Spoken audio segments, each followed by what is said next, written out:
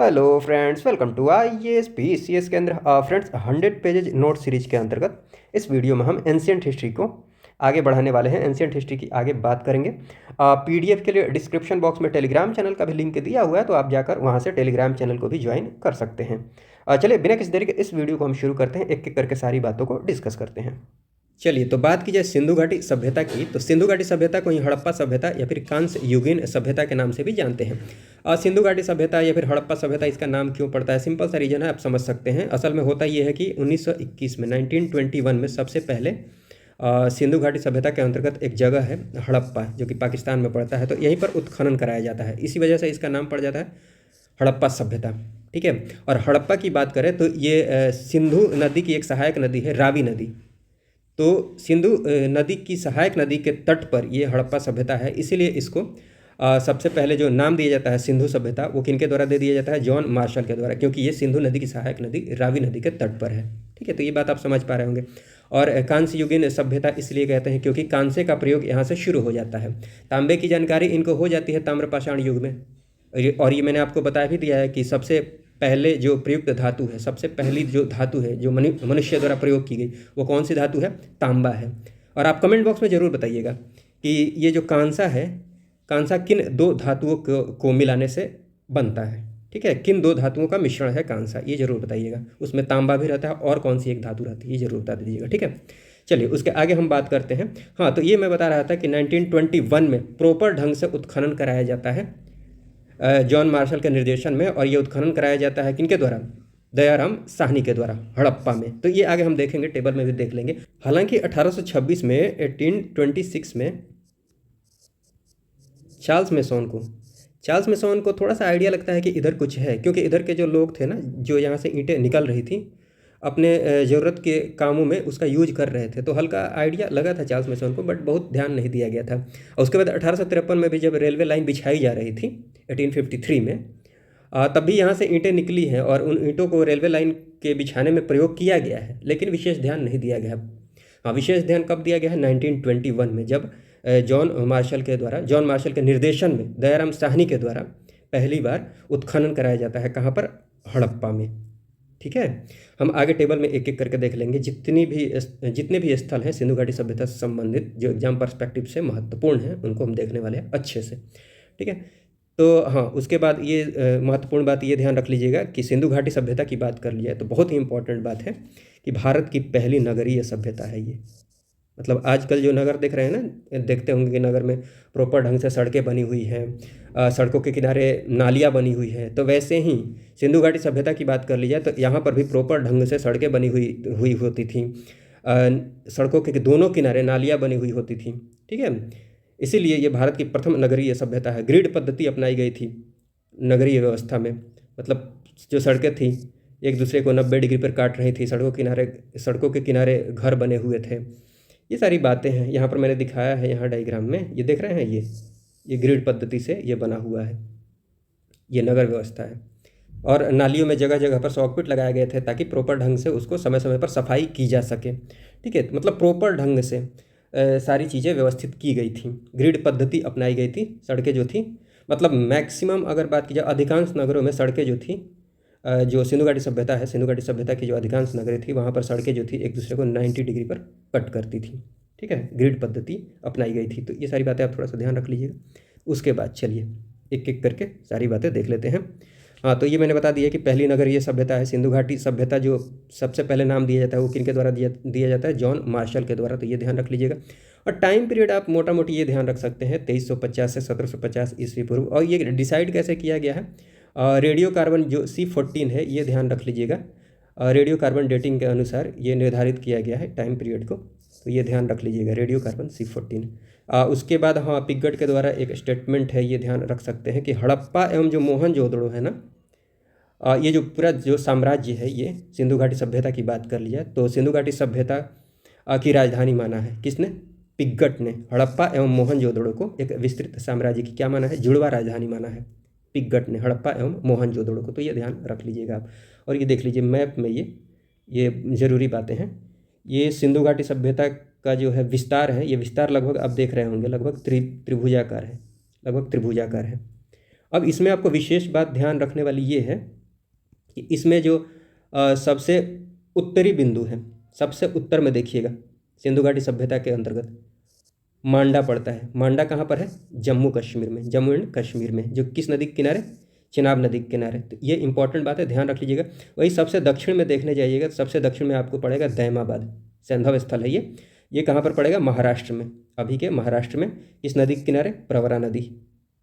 और सबसे पश्चिम में देखने जाइएगा तो ये आपको पाकिस्तान के बलूचिस्तान प्रांत में एक जगह है, सुत कागंडोर, ठीक है। किस नदी के किनारे? दाश्त नदी के किनारे, ये ध्यान रख लीजिएगा। उसके बाद सबसे पूर्व में देखिएगा, यहाँ पर सबसे पूर्व में उत्तर प्रदेश में आपको दिखेगा आलमगीरपुर, जो कि किस नदी के किनारे? हिंडन नदी के किनारे है। इंपॉर्टेंट बातें हैं, आप ज़रूर ध्यान रख लीजिएगा। उसके बाद बात करते हैं, हाँ, ये मैंने आपको बता ही दिया है कि इसका जो विस्तार है लगभग कैसा है? त्रिभुजाकार है। और नगरों तथा घरों के जो विन्यास के लिए कौन सी पद्धति अपनाई गई है? ग्रिड पद्धति अपनाई गई है, यहाँ पर आप देख पा रहे होंगे, मैंने यहाँ पर दिखा दिया है डायग्राम में। उसके बाद हाँ, ये सब आप थोड़ा सा ध्यान रख सकते हैं कि मेसोपोटामिया तथा मिस्र की सभ्यता इसी समय में चल रही थी, तो ये उसी के समकालीन है। हाँ, ये मैंने बता दिया है। यहाँ पर आप ये ध्यान रख सकते हैं कि जो सड़कें थी एक दूसरे को समकोण पर काटती थी, तो ये समकोण पर जो काटती थी इनको क्या नाम दिया गया है? Oxford circus. हाँ, उसके बाद इसको जरूर ध्यान रख लीजिएगा, सबसे बड़ा जो सैंधव स्थल है ना, वो कौन सा स्थल है? मोहनजोदड़ो है। लेकिन भारत में बात की जाए कि भारत में सबसे बड़ा सैंधव स्थल कौन सा है भारत के अंदर, तो वो है राखीगढ़ी, हरियाणा में पड़ता है राखीगढ़ी। इंपॉर्टेंट बात है, बहुत ही इंपॉर्टेंट बात है ये राखीगढ़ी, ज़रूर ध्यान रख लीजिएगा। हाँ, उसके बाद ये ध्यान रख सकते हैं कि सिंधु घाटी सभ्यता के अंतर्गत जो नगरें थी वहाँ पर जो घर बने हुए थे ना, तो सड़कों के किनारे घर बने हुए थे, लेकिन जो दरवाजे एवं खिड़कियाँ थीं वो सड़कों की ओर नहीं खुलती थी। वो किधर खुलती थी? पीछे की ओर खुलती थी। घर के दरवाजे एवं खिड़कियाँ जो थी सड़क की ओर ना खुलकर किधर खुलती थी? पीछे की ओर। एक्सेप्शन में ये ध्यान रख लीजिएगा, लोथल एक ऐसी जगह है जहाँ पर दरवाजे किधर खुलते थे? सड़क की तरफ खुलते थे। उसके बाद ये ध्यान रख लीजिएगा, सिंधु घाटी सभ्यता से जो मृद भांड मिले हैं, जो मिट्टी के बर्तन मिले हैं, वो किस कलर के मिले हैं? लाल या फिर गुलाबी, जिस पर ब्लैक कलर से आकृति बनाई गई है, काली रेखाओं से चित्रित किया गया है, लाल या फिर गुलाबी। वही आगे जब हम देखेंगे वैदिक सभ्यता में जो आर्यों के बर्तन हैं, मिट्टी के बर्तन हैं, वो कैसे मिले हैं? धूसर कलर के मिले हैं, ग्रे कलर के मिले हैं। तो ये डिफरेंस है, ध्यान रख लीजिएगा। सिंधु घाटी सभ्यता से कैसे मिला है? लाल या फिर गुलाबी। वहीं अगर बात की जाए सिंधु घाटी सभ्यता में, तो मूर्ति एवं वृक्ष पूजा का प्रचलन था। और लेकिन ये ध्यान रख लीजिएगा कि मंदिर का कोई भी अवशेष नहीं मिला है, मंदिर के कोई भी अवशेष नहीं प्राप्त हुए हैं सिंधु घाटी सभ्यता से। और तांबे की जानकारी तो हो चुकी है इनको ताम्रपाषाण काल में ही, लेकिन अभी तक इनको लोहे की जानकारी नहीं हुई है। सिंधु घाटी सभ्यता सैंधव काल तक भी लोहे की जानकारी इनको नहीं हुई है। आगे इनको वैदिक सभ्यता में, उत्तर वैदिक काल में इनको जानकारी हो जाएगी, लेकिन अभी तक लोहे की जानकारी नहीं हुई है। सिक्कों का भी प्रचलन नहीं था। वस्तु विनिमय के माध्यम से, बार्टर सिस्टम के माध्यम से चीज़ों का आदान प्रदान किया जाता था, मतलब सामान के बदले सामान। और उसके बाद अधिकांश जो मुहरें आप देखेंगे वो किसकी देखेंगे? सेल खड़ी की। तो इंपॉर्टेंट बात है, ध्यान रख लीजिएगा, सेल खड़ी की। और धातु की जो मूर्तियाँ आपको मिलेंगी वो किस तकनीक से बनाई गई थी? लॉस्ट वैक्स मोम को बोलते हैं। बीपीएससी वाला वीडियो आप देखिएगा ना, एंशिएंट हिस्ट्री से संबंधित, सिंधु घाटी सभ्यता से संबंधित वीडियो, तो उसमें मैंने एक्सप्लेन किया है कि लॉस्ट वैक्स तकनीक क्या है। यहाँ पर ज़रूरी नहीं है, बस आप नाम ध्यान रख लीजिए। ये धातु की जो मूर्तियाँ बनी हुई हैं वो किस तकनीक से बनाई गई थी? लॉस्ट वैक्स तकनीक से। उसके बाद बात करते हैं, उसके बाद चलिए प्रमुख स्थल देख लेते हैं। उसके बाद जो भी कुछ एक इम्पॉर्टेंट बातें होंगी उनको आगे हम देख लेंगे। स्थल में बात कर लीजिए तो हड़प्पा के बारे में मैंने आपको बता ही दिया है। हड़प्पा की बात करें तो जॉन मार्शल के निर्देशन में दयाराम साहनी के द्वारा 1921 में इसका उत्खनन कराया जाता है। इसमें ध्यान रखने वाली बात यह है कि आप ध्यान रख लीजिएगा, वर्तमान ये कहाँ पर है? वर्तमान में पाकिस्तान में पड़ता है ये। और ये किस नदी के तट पर है? रावी नदी के तट पर, रावी नदी के बाएं तट पर है। यहाँ से जो महत्वपूर्ण आपको अवशेष मिले हैं, जो साक्ष्य प्राप्त हुए हैं, वो ये ध्यान रख लीजिएगा। स्त्री के गर्भ से निकला हुआ पौधा जिसको उर्वरता की देवी की संज्ञा दी गई है, तो ये कहाँ से मिला है? ये साक्ष्य हड़प्पा से। तो ये ध्यान रख लीजिएगा। एक समाधि है R37, समाधि R37 नाम है, R37 नाम रखा गया है। तो ये भी कहाँ से मिला हुआ है? हड़प्पा से मिला हुआ है। तो ये बात आप ध्यान रख लीजिएगा। और देखिए एक बात आप यहाँ पर ये भी ध्यान रख सकते हैं कि सिंधु घाटी सभ्यता से यहाँ देखिए बहुत सारी मूर्तियाँ, मतलब स्त्री मृण मूर्तियाँ मिली हैं, स्त्री मिट्टी की मूर्तियाँ स्त्री की। तो इससे अनुमान लगाया जा सकता है कि जो सैंधव समाज था वो मातृसत्तात्मक था, मतलब औरतों की प्रधानता थी, स्त्रियों की प्रधानता थी। ठीक है, तो ये बात आप ध्यान रख सकते हैं, यहाँ से आइडिया लगा सकते हैं कि स्त्रियों की भी पूजा की जाती थी। तो उर्वरता की देवी की संज्ञा दी गई है स्त्री के गर्भ से निकले हुए पौधा को। समाधि R37 हड़प्पा से संबंधित है। मोहनजोदड़ो की बात कर लिया जाए तो इसका जो शाब्दिक अर्थ होता है वो होता है मृतकों का टीला या फिर मुर्दों का टीला। तो ये इंपॉर्टेंट बात है, ध्यान रख लीजिएगा। इसका जो उत्खनन कराया जाता है जॉन मार्शल के निर्देशन में ही रखाल दास बनर्जी के द्वारा 1922 में। तो ये जो ये देख रहे होंगे 1921 1922 ईस्वी की बात करें तो ये भी इंपॉर्टेंट है, बस इसी में ईस्वी इंपॉर्टेंट है, थोड़ा सा ध्यान रख लीजिएगा, क्रम से ही है। देखिए ये यहाँ पर हड़प्पा देखने में छोटा है, मोहनजोदड़ो बड़ा है, इसमें ज़्यादा अक्षर है, इसमें कम अक्षर है। तो देखिए हड़प्पा की बात करें तो ये 1921, मतलब 21 और 22 में अगर कन्फ्यूजन हो तो वो मैं बता रहा हूँ आपको। तो 21 छोटा हो गया कम अक्षर के लिए और 22 बड़ा हो गया ज़्यादा अक्षर के लिए, तो ऐसे ध्यान रख लीजिएगा। उसके बाद ये नाम में भी देख लीजिए, इसमें अगर कोई कन्फ्यूजन हो तो दयाराम साहनी छोटा है, हड़प्पा छोटा है तो दयाराम साहनी छोटा है, 1921 भी छोटा है। वैसे ही मोहनजोदड़ो बड़ा है, वैसे ही रखाल दास जो बनर्जी लिखा हुआ है ये दयाराम साहनी से बड़ा है, तो ये बड़ा है तो ये भी बड़ा है और ये डेट भी बड़ा है। तो ऐसे आप डिफ्रेंशिएट करके याद रख लीजिएगा। और मोहनजोदड़ो की बात कर ली जाए तो ये वर्तमान में पाकिस्तान के सिंध प्रांत में पड़ता है। और ये जो है ये किस नदी के तट पर है? सिंधु नदी के तट पर है, सिंधु नदी के दाएं तट पर है। तो ये ध्यान रख लीजिएगा। हाँ, यहाँ से इंपॉर्टेंट बातें देखिए ये है, यहाँ से आप देखिएगा बृहद स्नानागार इंपॉर्टेंट है, कहाँ से? मोहनजोदड़ो से बृहद स्नानागार मिला हुआ है। विशाल अन्नागार की बात कर ली जाए तो ये भी कहाँ से मिला हुआ है? मोहनजोदड़ो से ही मिला हुआ है। कांसे की जो नर्तकी है, यही देखिए धातु की कांसे की नर्तकी, ये लॉस्ट वैक्स तकनीक से बनाई गई है ये मूर्ति। तो कांसे की जो नर्तकी है ये भी कहाँ से मिला हुआ है? मोहनजोदड़ो से मिली हुई है। हाँ, ये पुजारी अर्थात योगी की मूर्ति आप देख रहे होंगे, ये भी मोहनजोदड़ो से, ध्यान रख लीजिएगा। उसके बाद आप देखिए मुद्रा पर अंकित पशुपतिनाथ शिव की मूर्ति, ये जो आप देख रहे होंगे यहाँ पर, ये भी कहाँ से? मोहनजोदड़ो से ही। और कुबड़ वाले बैल की जो आकृति युक्त मुहर मिलती है ये भी कहाँ से? मोहनजोदड़ो से। तो ये इंपॉर्टेंट बातें हैं, आप ज़रूर ध्यान रख लीजिएगा। और ये पशुपतिनाथ से आप आइडिया लगा सकते हैं कि जिस देवता की पूजा की जाती थी सैंधव काल में, वो उस देवता का नाम क्या है? शिव। वो देवता कौन है? पशुपतिनाथ अर्थात शिव। तो ये इंपॉर्टेंट बात है, ध्यान जरूर रख लीजिएगा। उसके बाद बात कर लीजिए चन्हुदड़ो की बात कर लीजिए तो इसका जो उत्खनन कराया गया, इसके उत्खनन करता है NG मजूमदार। ये सिंध प्रांत, पाकिस्तान के सिंध प्रांत में पड़ता है। तो पाकिस्तान आप ध्यान रख लीजिएगा, आप यहाँ पर खाली ये जगह ध्यान रख लीजिएगा। सिंधु नदी के किनारे है और यहाँ से मनका बनाने के कारखाना के साक्ष्य मिलते हैं और बिल्ली का पीछा करता हुआ कुत्ते का पद चिन्ह का साक्ष्य प्राप्त हुआ है। ठीक है, तो ये सारी बातें आप थोड़ा सा ध्यान रख लीजिएगा। बाकी इंपॉर्टेंट हड़प्पा एंड मोहनजोदड़ो है। चन्हुदड़ो में आप जगह का नाम ध्यान रख लीजिएगा।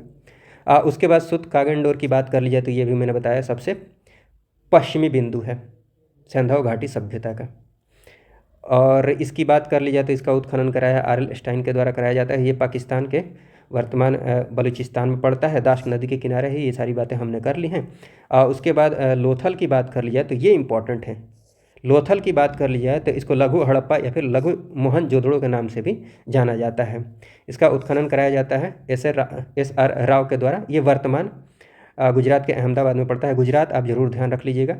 किस नदी के तट पर है? भोगवा नदी के तट पर। ये देखिए मैंने गुजरात गुजरात गुजरात गुजरात, ये एक राज्य वालों को एक जगह मैंने दिखा दिया है तो आपको याद रखने में आसानी होगी। हाँ, तो लोथल जो है ये भोगवा नदी के तट पर है। और यहाँ से जो इम्पोर्टेंट बातें आपको ध्यान रखने वाली ये है कि यहाँ से जहाज़ों की गोदी अर्थात डॉकयार्ड के साक्ष्य मिले हैं। मतलब यहाँ पर जहाज़ों की मरम्मत की जाती होगी, जहाज़ बनाए जाते होंगे। ठीक है, पतन या फिर बंदरगाह, इसके साक्ष्य प्राप्त हुए हैं लोथल से। 3 युगल समाधियों के साक्ष्य प्राप्त हुए हैं। 3 युगल मतलब पेयर में, जोड़े में। उसके बाद हाथी दाँत का पैमाना, हाथी दाँत का तराजू, ये मिला हुआ है। तो ये चारों बातें इंपॉर्टेंट है, ध्यान रख लीजिएगा। उसके बाद बात करते हैं धौलावीरा की। धौलावीरा की बात कर ली जाए तो इसका जो उत्खनन कराया जाता है ये RS विष्ट के द्वारा कराया जाता है और ये वर्तमान गुजरात में पड़ेगा। गुजरात का जो कच्छ का रण है, लेकिन आप गुजरात ध्यान रखिए, लूनी नदी के तट पर। जिसको मैंने हाईलाइट किया है, जिनको हाईलाइट किया है वो इंपॉर्टेंट है, उन पर आप विशेष ध्यान रखिएगा। बाकी जो चीज़ें हैं उन पर बस 1-2 नज़र देखते रहिएगा रिवीजन के क्रम में। और हाँ, इसमें इंपॉर्टेंट ये है कि यहाँ से उन्नत जल प्रबंधन के साक्ष्य प्राप्त हुए हैं। जैसे आजकल डैम वैम कैसे बनाए जाते हैं, वैसे उन्नत जल प्रबंधन के साक्ष्य प्राप्त हुए हैं धौलावीरा से। और ये आप देख ही सकते हैं विशाल जलाशय या फिर जल कुंड, जो कि कैसे हैं, रॉक कट है, मतलब पत्थर को काट कर बनाया गया है, शैलकृत रॉक कट, विशाल जलाशय, जलकुंड, उन्नत जल प्रबंधन, ये कहाँ से मिले हुए हैं, इसके साक्ष्य धौलावीरा, इंपॉर्टेंट। हाँ, धौलावीरा से संबंधित एक यूनिक बात है, ये ध्यान रख सकते हैं आप। धौलावीरा की बात कर लीजिए तो इसको 3 भागों में विभक्त किया गया था। बाकी जगहों की बात कर लीजिए, बाकी जो नगर थे सिंधु घाटी सभ्यता से संबंधित, उनको 2 भागों में विभक्त किया गया था। एक भाग तो था ऊपरी नगर, यहाँ पर देखिएगा ऊपरी नगर। ऊपरी नगर की बात कर ली जाए तो इसकी किलेबंदी की गई होती थी, ये किलेबंद नगर होते थे, इसमें विशेष लोग रहते थे, खास लोगों के लिए ये था। वही इसी के, और ये ऊपर होता था नगर में, और वही ये पश्चिम साइड में ऊपर में होता था। वही नीचे में अगर बात कर ली जाए तो एक होता था निचला नगर। निचला नगर, इसमें सामान्य लोग रहते थे, ईंटों से बना हुआ नगर था, ठीक है। तो सामान्य लोग यहाँ पर रहते थे निचला नगर में। तो 2 भागों में विभक्त था। वही जबकि धौलावीरा की बात कर ली जाए तो इसको 3 भागों में बांटा गया था। एक किले वाला नगर हो गया, ऊपरी नगर हो गया, एक मध्य वाला हो गया, और एक निचला नगर, इसमें एक्स्ट्रा हो जा रहा है मध्य नगर, ठीक है। तो ये थोड़ा सा आप ध्यान रख सकते हैं कि 3 भागों में विभक्त था धौलावीरा, बाकी सब 2 भाग में विभक्त है। हाँ, एक और बात ध्यान रख लीजिएगा, यहाँ पर ऊपरी नगर की किलेबंदी की गई थी अधिकांशतः नगर में, सिंधु घाटी सभ्यता से संबंधित जो नगर हैं। लेकिन एक नगर ऐसा था कालीबंगा, जिसमें निचला नगर भी किलेबंद था, उसकी भी किलेबंदी की गई थी। तो ये ध्यान रख सकते हैं, हालांकि मैंने नीचे नोट डाउन किया है, आपको टेंशन लेने की ज़रूरत नहीं है, ठीक है। चलिए आगे बात करते हैं। आगे बात की जाए तो उसके बाद बात कर लेते हैं, हाँ, उसके बाद आ जाता है रंगपुर। रंगपुर की बात कर ली जाए तो इसका जो उत्खनन कराया जाता है, ये किसके द्वारा कराया गया है? रंगपुर का उत्खनन कराया गया है रंगनाथ राव के द्वारा, और ये वर्तमान के गुजरात राज्य में पड़ता है, माधर नदी के किनारे। आप जगह ध्यान रख लीजिएगा, गुजरात, यहाँ से धान के भूसी के साक्ष्य मिले हैं, आप बस जगह ध्यान रख लीजिएगा। और उसके बाद सुरकोरडा की बात कर लीजिए तो जेपी जोशी के द्वारा उत्खनन कराया जाता है, इसमें भी बस आपको जगह ध्यान रखना है, गुजरात। और यहाँ से जो साक्ष्य प्राप्त हुए हैं, कलश शवाधान। कलश शवाधान कहने का मतलब ये हुआ कि जो मरते थे, मृतकों को दफनाया जाता था कलश के साथ दफनाया जाता था, इसलिए कलश शवाधान। तो कलश शवाधान के साक्ष्य यहाँ से प्राप्त हुए हैं। घोड़े की हड्डियों के साक्ष्य प्राप्त हुए हैं। उसके बाद देखिए यहाँ पर राखी गढ़ी की बात करते हैं, ये इंपॉर्टेंट हो जाता है आपको। सूरज भान के द्वारा उत्खनन कराया जाता है, ये हरियाणा में पड़ता है, घग्गर नदी के किनारे, ठीक। और राखी गढ़ी जो है ये भारत में सबसे बड़ा सैंधव स्थल है, यही इंपॉर्टेंट बात है, और हरियाणा में है, ये ध्यान रख लीजिएगा। बनावली की बात कर लीजिए तो RS विष्ट के द्वारा इसका उत्खनन कराया जाता है, हरियाणा के वर्तमान फतेहाबाद में पड़ता है। हरियाणा आप ध्यान रख लीजिएगा, रंगोई नदी के तट पर है, और यहाँ से मिट्टी के हल के साक्ष्य प्राप्त हुए हैं, तो ये इंपॉर्टेंट है, ध्यान रख सकते हैं। और हाँ, अभी थोड़ी देर पहले मैंने आपको समझाया कि अधिकांशतः जो नगर हैं वहाँ पर सड़कें एक दूसरे को 90 डिग्री पर काटती हैं, बट यहाँ पर देखिए नगरों का सड़क के द्वारा जो विभाजन किया गया है स्टार शेप्ड में किया गया है, ठीक है। तो यहाँ पर 90 डिग्री में नहीं काटा जा रहा है, बस थोड़ा सा ध्यान रख सकते हैं। उसके बाद आलमगीरपुर की बात कर लीजिए तो ये सबसे पूर्वी स्थल है, ये मैंने आपको बता दिया है। यज्ञदत्त शर्मा के द्वारा इसका उत्खनन कराया जाता है, ये मेरठ, उत्तर प्रदेश के मेरठ जिला में पड़ता है, हिंडन नदी के किनारे, ठीक है, ये ध्यान रख लीजिएगा। उसके बाद कालीबंगन की बात कर लीजिए या फिर कालीबंगा की बात करें तो ये राजस्थान के हनुमानगढ़, राजस्थान जरूर ध्यान रख लीजिएगा, कालीबंगा घग्गर नदी के तट पर है। और यहाँ से जो इम्पोर्टेंट बात है वो ये है कि यहाँ से जुते हुए खेत के साक्ष्य प्राप्त हुए हैं। और एक और बात आप ध्यान रख सकते हैं कि कच्ची ईंट के भवन यहाँ से मिले हैं, जबकि मोहनजोदड़ो की बात कर लीजिए तो वहाँ पर पक्की ईंट के भवन थे, यहाँ पर कच्ची ईंट के भवन। और जुते हुए खेत के साक्ष्य प्राप्त हुए कालीबंगा से, ये इंपॉर्टेंट बात है। दैमाबाद की बात कर ली जाए तो ये सबसे पश्चिमी बिंदु है सिंधु घाटी सभ्यता का। तो ये कहाँ पर पड़ता है, अभी मैंने आपको बताया है, महाराष्ट्र में ये पड़ता है, प्रवरा नदी के तट पर। और यहाँ से रथ चलाते हुए मनुष्य के साक्ष्य प्राप्त हुए हैं। मांडा की बात कर ली जाए तो ये मैंने आपको बता दिया है, सबसे उत्तरी बिंदु है, ये जम्मू एंड कश्मीर के अखनूर में आपको पड़ेगा, चिनाब नदी के तट पर है, ठीक है। और यहाँ से हड्डी के नुकीले बाणाग्र मतलब बाण का जो आगे वाला हिस्सा होता है, ठीक। तो ये सब साक्ष्य प्राप्त हुए हैं। रोपड़ की बात कर लिया तो बस आप जगह ध्यान रख लीजिएगा कि ये रोपड़ कहाँ पर है, पंजाब में है, सतलज नदी के तट पर, ठीक है। यहाँ से मनुष्य के साथ पालतू कुत्ते को दफनाए जाने का साक्ष्य प्राप्त हुआ है, तो ये बहुत इंपॉर्टेंट ना है, बस रोपड़ पंजाब में है, नदी ध्यान रख सकते हैं, सतलज नदी के तट पर। तो ये सारी बातें हैं। उसके बाद आगे कुछ एक फैक्चुअल बातें हैं, इनको आप और ध्यान रख सकते हैं। जैसे कि यहाँ देख लीजिए, जो शव होते थे, शव को गाड़ने एवं जलाने दोनों प्रथाएं वहाँ पर प्रचलित थीं। एग्जाम्पल के रूप में आप देख सकते हैं, हड़प्पा में शव को दफनाए जाने का साक्ष्य प्राप्त हुआ है। वही मोहनजोदड़ो की बात कर लीजिए तो यहाँ पर शव को जलाए जाने वाला साक्ष्य प्राप्त हुआ है। उसके बाद हाँ, लिपि की बात कर लिया जाए तो सैंधव जो लिपि थी वो भाव चित्रात्मक थी। इसमें जो लिखा गया था वो दाहिने से बाएं, फिर जब लाइन पूरी हो जाती थी तो फिर बाएं से दाएं, दाहिने से बाएं, फिर बाएं से दाएं। उसके बाद बात कर लीजिए, जैसे अभी हम लोग लिखते हैं ना, बाएं से दाएं जाते हैं फिर वापस बाएं से दाएं जाते हैं, बट यहाँ पर ऐसा नहीं है। और उसके बाद ये ध्यान रख सकते हैं, उनका जो प्रमुख उद्योग था वो वस्त्र उद्योग था, क्योंकि कपास की खेती प्रारंभ हो चुकी थी। मुख्य खाद्यान्न की बात कर लीजिए तो गेहूँ एवं जौ का प्रयोग करते थे। मिठास के लिए शहद का प्रयोग करते थे। हाँ, ये ध्यान रख लीजिएगा, सीप उद्योग के लिए जो प्रसिद्ध 2 स्थल हैं सैंधव स्थल, एक तो लोथल है तथा दूसरा है बालाकोट। दोनों ध्यान रख लीजिएगा, लोथल तथा बालाकोट। हाँ, अग्निकुंड या फिर यज्ञ वेदियों के जो साक्ष्य प्राप्त हुए हैं ये कहाँ से प्राप्त हुए हैं, इंपॉर्टेंट है, लोथल, कालीबंगन, बनावली। ये तीनों ध्यान रख लीजिएगा, लोथल, कालीबंगा, बनावली। और हाथी दांत के तराजू भी मैंने आपको बताया है, लोथल से मिले हैं, साथ में मोहनजोदड़ो से भी मिले हैं, तो ये भी ध्यान रख सकते हैं, लोथल एवं मोहनजोदड़ो से हाथी दांत का पैमाना मिला हुआ है। ठीक है, उसके बाद बात कर ली जाए तो हाँ, ये मातृदेवी के बारे में मैंने बता ही दिया। मातृदेवी की उपासना सर्वाधिक प्रचलित है। इससे आपको आइडिया लगता है कि सिंधु घाटी सभ्यता जो थी वो मातृसत्तात्मक सभ्यता थी, मतलब स्त्रियों की प्रधानता थी वहाँ पर, पितृसत्तात्मक व्यवस्था नहीं थी। उसके बाद देवताओं की बात कर ली जाए तो पशुपतिनाथ शिव की पूजा की जाती थी, ये मैंने आपको बता ही दिया है। उसके बाद हाँ, ये मैंने आपको समझा दिया है, अधिकांश नगर के 2 भाग, ऊपरी नगर जो कि किलेबंद होते थे, निचला नगर सामान्य लोगों के लिए होता था। कालीबंगा के बारे में मैंने बता ही दिया है कि निचला नगर भी किलेबंद था, हैं। और वही धौलावीरा जो है, ये धौलावीरा जो है वो 2 भाग में नहीं बट के 3 भागों में उसको विभक्त किया गया था। उसके बाद कुछ एक इम्पॉर्टेंट बात, जैसे कि इम्पॉर्टेंट में बस ये सोना और ये तांबा वाला ध्यान रख लीजिएगा, बाकी चलिए पूरा ही देख लीजिए। जैसे कच्चे माल की बात कर ली जाए, आखिर वो कहाँ से प्राप्त करते थे सिंधु घाटी के लोग। सोना की बात कर ली जाए तो ये दक्षिण भारत में आप देखिए कर्नाटक से मंगाते थे, अफगानिस्तान भी आप ध्यान रख सकते हैं। चांदी की बात कर ली जाए तो जावर एवं अजमेर की खान, कहाँ पर, ये राजस्थान, यहाँ से। अफगानिस्तान, ईरान भी आप ध्यान रख सकते हैं, बहुत इंपॉर्टेंट नहीं है, आप सोना जरूर ध्यान रख लीजिएगा। तांबा की बात कर ली जाए तो ये इंपॉर्टेंट ध्यान रख लीजिएगा, राजस्थान के खेतड़ी से, बलूचिस्तान से भी। वही टीन की बात कर ली जाए या फिर फिरोजा की बात कर ली जाए, फिरोजा स्टोन है, पत्थर है, जो आप रिंग विंग में देखते होंगे, ये यहाँ पर मैंने दिखाया है यहाँ पर, तो ये ईरान से मंगाते थे। लाजवर्थ की बात कर ली जाए, ये भी स्टोन ही है, ये रिंग विंग में यूज करते हैं, तो ये अफगानिस्तान के बदख्शां से, अफगानिस्तान आप ध्यान रख लीजिएगा। गोमेद की बात कर ली जाए तो ये भी स्टोन ही है, उसके ये कहाँ से, गुजरात से। और सीसा की बात कर ली जाए तो ये अफगानिस्तान से। उसके बाद देखिए सिंधु घाटी सभ्यता की बात कर ली जाए तो बहुत सारे विद्वानों का अलग अलग मत है कि आखिर सैंधव सभ्यता का विनाश कैसे हो गया।